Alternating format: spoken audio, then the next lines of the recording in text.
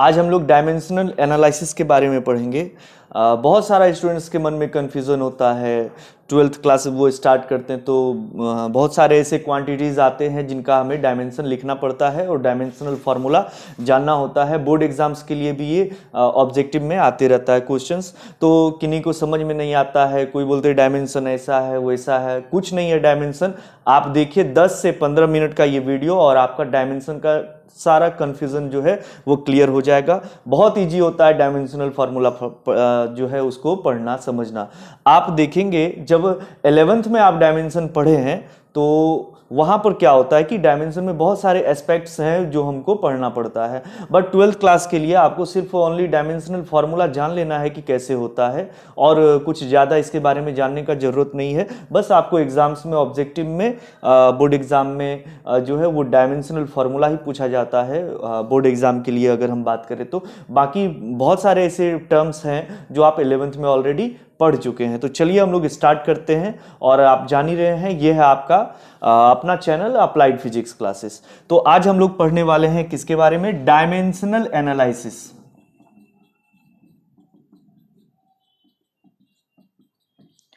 Dimensional analysis. तो बच्चों ध्यान दीजिए, यहां पर सबसे मेन इंपॉर्टेंट चीज है, डायमेंशन पढ़ने से पहले आपको एक छोटा सा चीज आना चाहिए। वो है हमारा जो जैसे हम लोग पढ़े हैं फिजिकल क्वांटिटी के बारे में। ओके, तो फिजिकल क्वांटिटी कौन सा क्वांटिटी? Physical quantity. तो आप ध्यान देंगे यहां पर आप लोग पढ़े हैं there are three types of physical quantity. There are three types of physical quantity, ये आप लोग ध्यान देंगे। पहला जो है हमारा, ये हम थोड़ा शॉर्टकट में बता रहे हैं जिससे जल्दी से जल्दी हम लोग इस टॉपिक को अभी समाप्त कर सके, ज़्यादा लंबा वीडियो नहीं हो, तो आप लोग अच्छे से समझिए। पहला नंबर जो है हमारा वो है हमारा बेसिक और फंडामेंटल क्वांटिटी। ठीक है ना? क्या है? बेसिक और फंडामेंटल क्वांटिटी। बहुत इजी लैंग्वेज में हम समझा रहे हैं जिससे सभी को समझ में आए ये वीडियो। तो आप लोग ध्यान देंगे, बेसिक और फंडामेंटल क्वांटिटी, इसे हिंदी में क्या कहते हैं हम? मूल या आधारी राशि। दूसरा जो है हमारा वो है हमारा सप्लीमेंट्री क्वांटिटी। ठीक है ना? सप्लीमेंट्री क्वांटिटी यानी संपूरक राशि। और तीसरा जो है हमारा, ये तीसरा नंबर का जो क्वांटिटी है ये हमारा डेराइव्ड क्वांटिटी। कौन सा क्वांटिटी है? Derived quantity. Okay, derived quantity, इसे हम हिंदी में क्या कहते हैं? व्युत्पन्न राशि। आप लोग दिमाग में सेट कर लें इस बात को। ये जो बेसिक और फंडामेंटल क्वांटिटी है, देयर आर 7 बेसिक और फंडामेंटल क्वांटिटी। तो इनकी संख्या क्या है? फिक्स है। ठीक है ना? जिसमें क्या है? मास है, लेंथ है, टाइम है, टेम्परेचर है, इलेक्ट्रिक करंट है, ल्यूमिनस इंटेंसिटी है एंड अमाउंट ऑफ सब्सटेंस है। दूसरा जो हमारा सप्लीमेंट्री क्वांटिटी है ये भी फिक्स है। इसमें दो क्वांटिटी आते हैं, एक आता है प्लेन एंगल और दूसरा आता है कौन सा एंगल? Solid angle. ओके, और तीसरा जो क्वांटिटी है ना, इनकी संख्या बहुत ज्यादा है। ये आप जब बनाएंगे कोई भी डेराइव्ड क्वांटिटी, वो किससे बनता है? बेसिक और फंडामेंटल क्वांटिटी से। ओके, ये पहला पॉइंट है। अब आप लोग देखेंगे, ध्यान देंगे, यहां पर डायमेंशन के बारे में हम लोग स्टार्ट करते हैं। तो ये समझ में आ गया है ना? फिजिकल क्वांटिटी कितने टाइप के हैं? 3 टाइप्स के, बेसिक और फंडामेंटल क्वांटिटी, जिनकी संख्या फिक्स है। कितनी संख्या है इसकी? 7। ठीक है। इसके बाद कौन सा क्वांटिटी है हमारा? इसके बाद हमारा है सप्लीमेंट्री क्वांटिटी, संपूरक राशि जिसे बोलते हैं। इसका यूज हम लोग बेसिकली मेनली एंगल मेजरमेंट के लिए करते हैं, जैसे प्लेन एंगल है और सॉलिड एंगल है। और तीसरा आपने देखा डेराइव्ड क्वांटिटी। तो डेराइव्ड क्वांटिटी की संख्या बहुत ज्यादा है, उसे हम लोग यहां पर ऐसा नहीं बोल सकते 7 है, 8 है, 9 है, बहुत ज्यादा संख्या है। और ये डेराइव्ड क्वांटिटी कैसे बनेगा? तो ये बनेगा बेसिक और फंडामेंटल क्वांटिटी से। चलिए अब हम लोग देखते हैं, स्टार्ट करते हैं। तो सबसे पहले आप जानिए कि ये डायमेंशन होता क्या है। जिन्हें नोट करना है वो अपना नोटबुक निकाल लें और देखें डायमेंशन होता क्या है। ठीक है ना?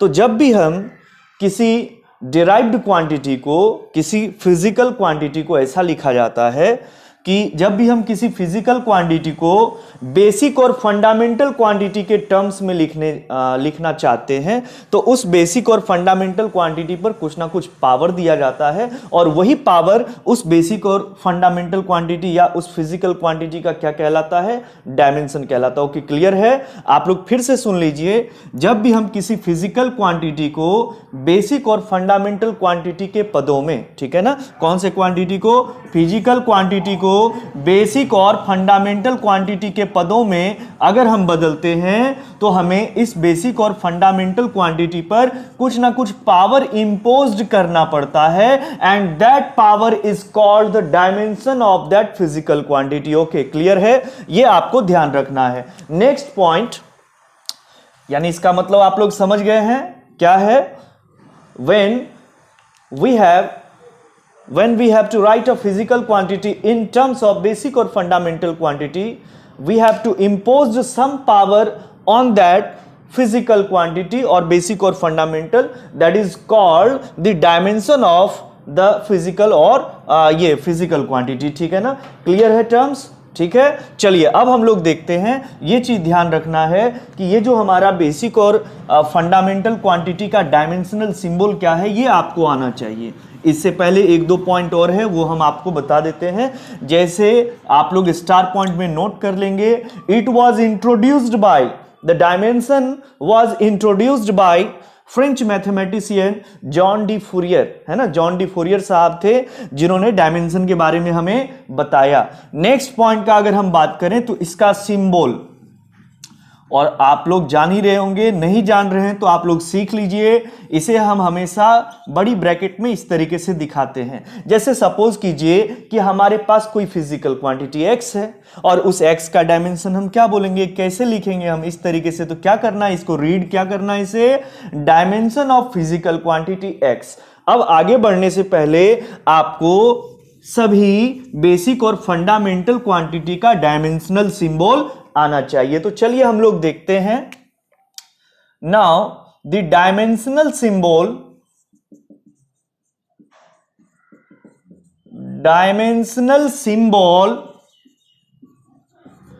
ऑफ बेसिक और फंडामेंटल क्वांटिटी, क्लियर है?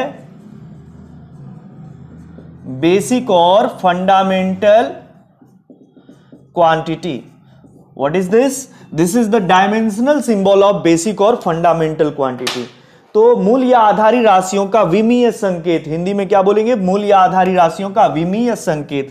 तो मूल या आधारी राशि अभी तुरंत हम बता रहे थे, इनकी संख्या फिक्स है, देयरफॉर इनका डायमेंशनल सिंबल भी फिक्स है। तो आपको याद रखना इस तरीके से, जैसे पहला बताओ क्या है, फर्स्ट नंबर मास, और मास का जो डायमेंशनल सिंबल होता है वो होता है m, बड़ी ब्रैकेट में दिखाना है।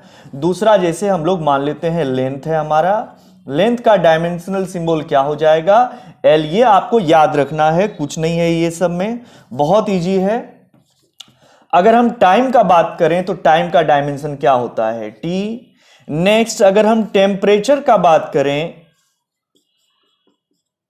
तो टेम्परेचर का डायमेंशन बताइए क्या होता है, आप जान रहे हैं, टेम्परेचर का डायमेंशन T नहीं, टेम्परेचर का डायमेंशन K होता है। ठीक है ना, ऐसा नहीं है कि हमेशा जो क्वांटिटी जिस नेम से स्टार्ट होता है उसका पहला लेटर ही डायमेंशनल सिंबल हो जाएगा, ऐसा नहीं होता है। जैसे आप देखेंगे टेम्परेचर का हम अगर T नहीं लिख सकते, क्यों, क्योंकि T टाइम का लिखा हुआ है। तो देयरफॉर कभी कभी हमको डायमेंशनल जो सिंबल है वह उस क्वांटिटी के नेम के पहले लेटर से उठा लेते हैं, और कभी कभी हम लोग डायमेंशनल सिंबल जो है क्वांटिटी का वो उसके एसआई यूनिट के नेम के पहले लेटर से लेते हैं। जैसे टेम्परेचर का एसआई यूनिट केल्विन है तो देयरफॉर के हो गया इसका। फिफ्थ नंबर अगर हम बात करें, फिफ्थ नंबर है इलेक्ट्रिक करंट। ठीक है ना, ये जान ही रहे होंगे आप लोग, इलेक्ट्रिक करंट, इसका डायमेंशनल सिंबल हम लोग या तो I यूज कर सकते हैं या हम लोग A यूज कर सकते हैं, क्लियर है? इसके बाद हम लोग 6 नंबर में आते हैं। 6 नंबर में ध्यान देंगे हम, 6 नंबर का जो हमारा क्वांटिटी है that is luminous intensity, luminous INTENSITY intensity, और ल्यूमिनस इंटेंसिटी का डायमेंशन होता है C। ठीक है ना, अब नेक्स्ट और लास्ट 7th नंबर में अमाउंट ऑफ सब्सटेंस,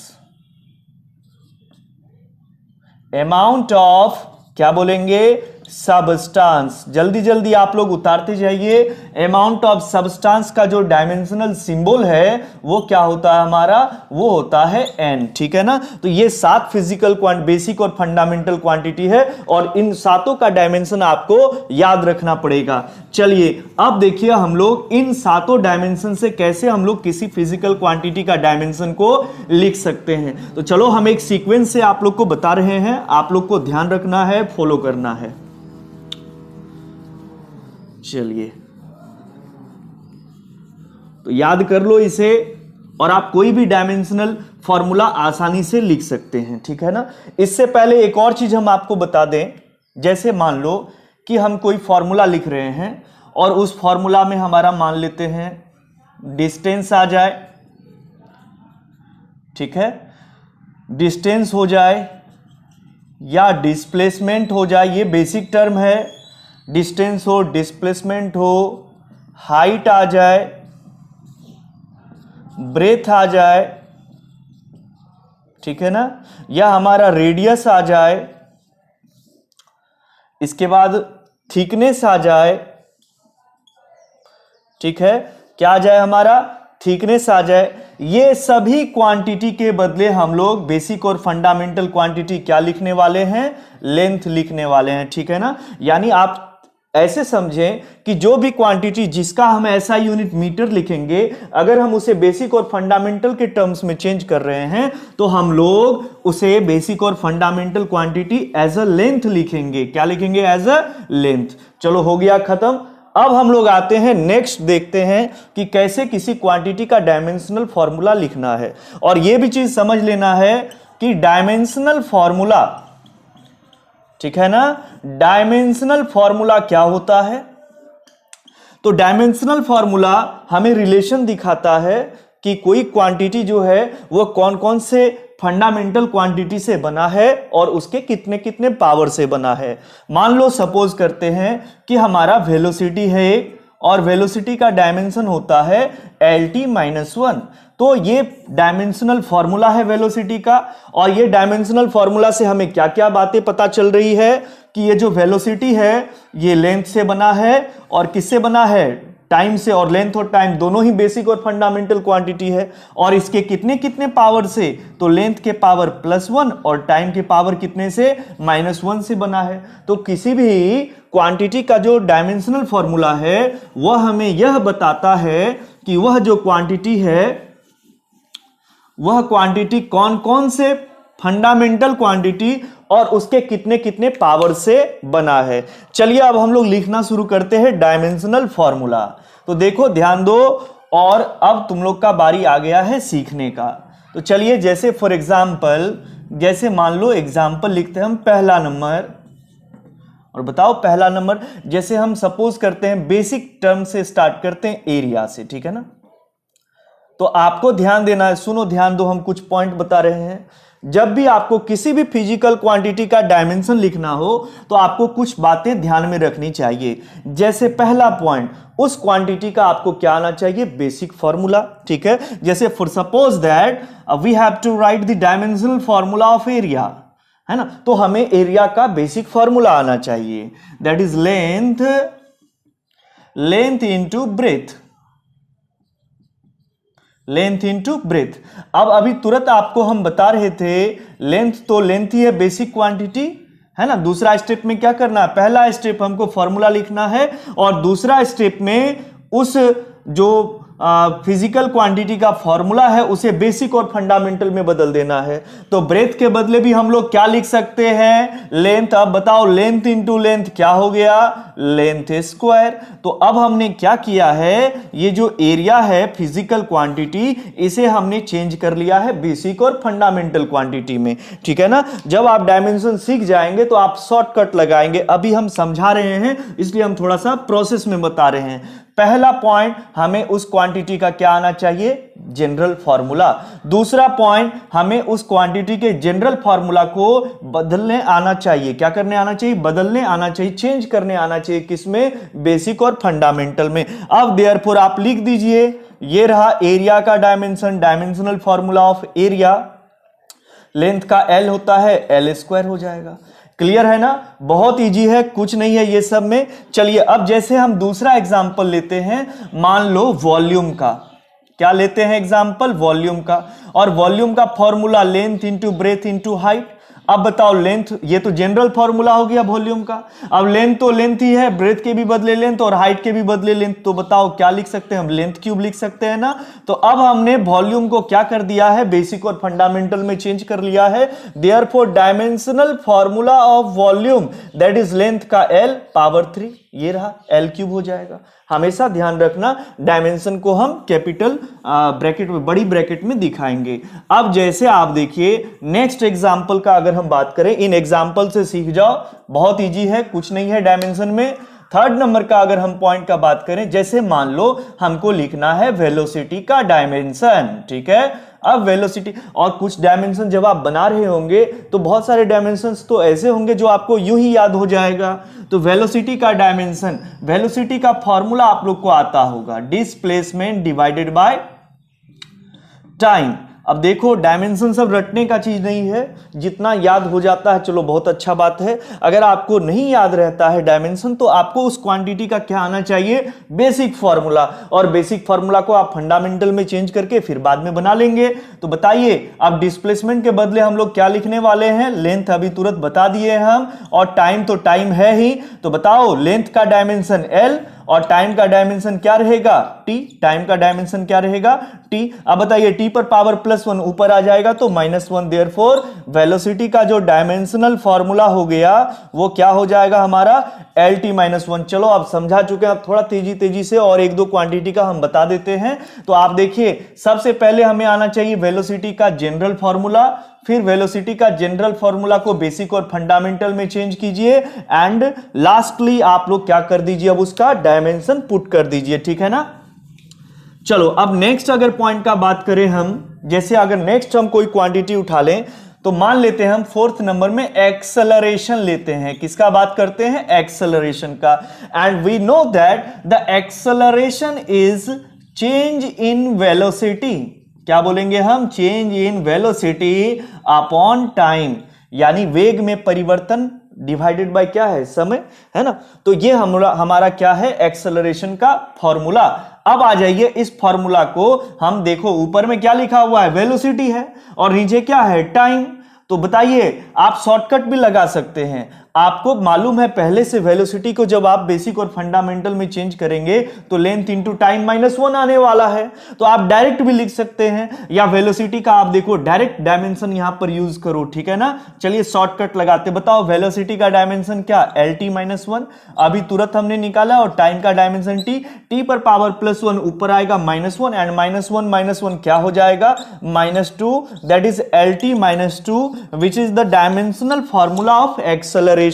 चलो एक दो फॉर्मूला हम और बता देते हैं, फिर एक ऐसा शॉर्टकट बताएंगे जिसमें आपको ज्यादा दिमाग लगाने का जरूरत नहीं होगा, तुरंत आप बना सकते हैं, ठीक है ना। तो एक्सेलरेशन का डायमेंशनल फॉर्मूला क्या हो गया हमारा, LT-2। चलिए अब हम बात करते हैं जो है फॉर्मूला शायद 5 नंबर का होगा, या देख लेना जितने नंबर का होगा। अब 5th नंबर का हम बात करें, अगर जैसे सपोज करते हैं फोर्स का हमें डायमेंशन निकालना है, डायमेंशनल फॉर्मूला लिखना है, तो फोर्स का बेसिक फॉर्मूला क्या होता है, मास इंटू एक्सेलरेशन। ये तो आप लोग जान ही रहे होंगे। अब बताइए हमें सबसे पहले इस जनरल फॉर्मूला को किस में चेंज करना है, बेसिक और फंडामेंटल में। तो आपको देखो मास जो है ये तो बेसिक और फंडामेंटल है ही, नो चेंज, लेकिन एक्सेलरेशन को आप चेंज करके लिखेंगे।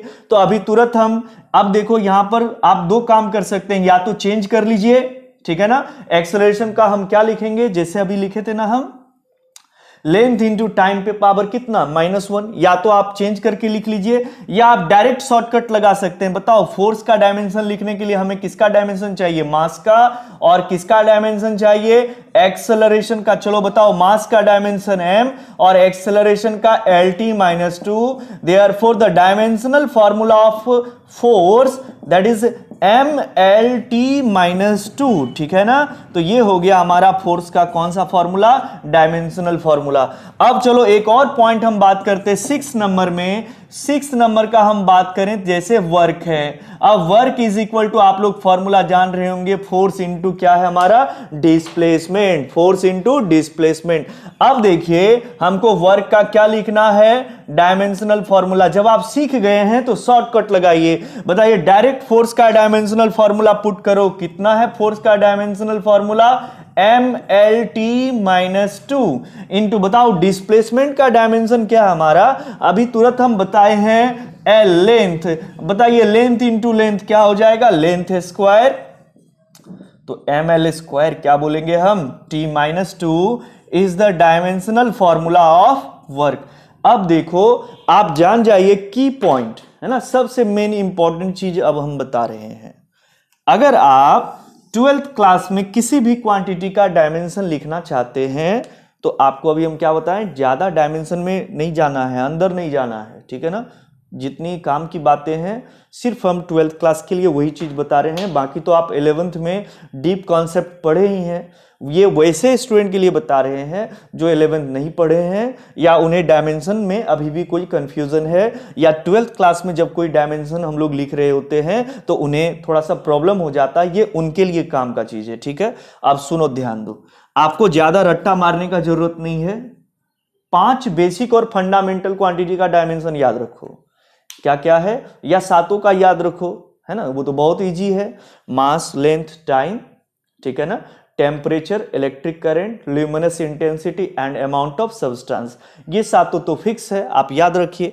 और ये सातों के अलावा आप 2 क्वांटिटी का और डायमेंशनल फॉर्मूला याद रखिए, एक फोर्स का है ना, दैट इज mlt-2, ये तो बहुत इजी है, और एक वर्क का दैट इज ml²t-2। आप जब भी डायमेंशनल फॉर्मूला लिखेंगे ना क्वांटिटी का, तो मैक्सिमम टाइम आपको फोर्स का डायमेंशनल फॉर्मूला और वर्क के डायमेंशनल फॉर्मूला का यूज होगा। तो इसलिए आप 7 उधर बेसिक और फंडामेंटल याद रखिए और 2 फोर्स और वर्क का याद रखिए। आप बहुत सारा डायमेंशन ऐसे ही बना सकते हैं, मिनटों में हो जाएगा डायमेंशन, कुछ नहीं है डायमेंशन में, घबराना नहीं है। अच्छे से एक बार इस वीडियो को देख लीजिए, एक बार नहीं समझ में आए 2 बार देख लो और अपना डायमेंशन का कंफ्यूजन सब क्लियर कर लो। ओके, चलो, थैंक यू।